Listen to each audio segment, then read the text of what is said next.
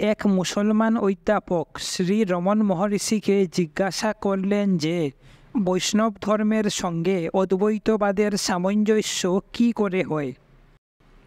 মহর্ষি: বৈষ্ণবেরা নিজেদের বিশিষ্ট অদ্বৈতবাদী বলে। এটাও অদ্বৈতবাদ।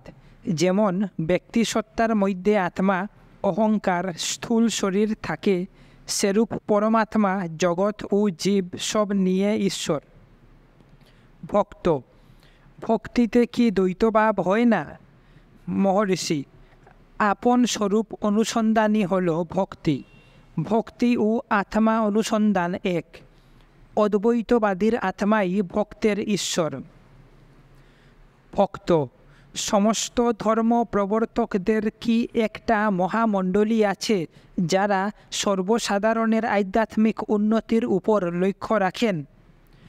মহর্ষি: এরূপ মণ্ডলী থাকুক বা না থাকুক, খুব বেশি হলে এটা একটা ধারণা। আত্মা প্রত্যক্ষ, তাকে জানো, আর গবেষণা শেষ করো।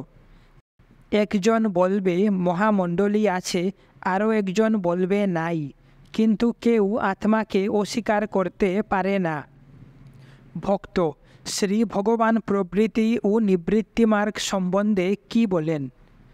মহর্ষি: যদি তুমি কেবল বিশুদ্ধ আত্মাকে দেখো তবে নিবৃত্তি, আর যদি আত্মাকে জগতের সঙ্গে দেখো তাহলে প্রবৃত্তি। অন্যভাবে অন্তর্মুখী মন নিবৃত্তি, বহির্মুখী মন প্রবৃত্তি।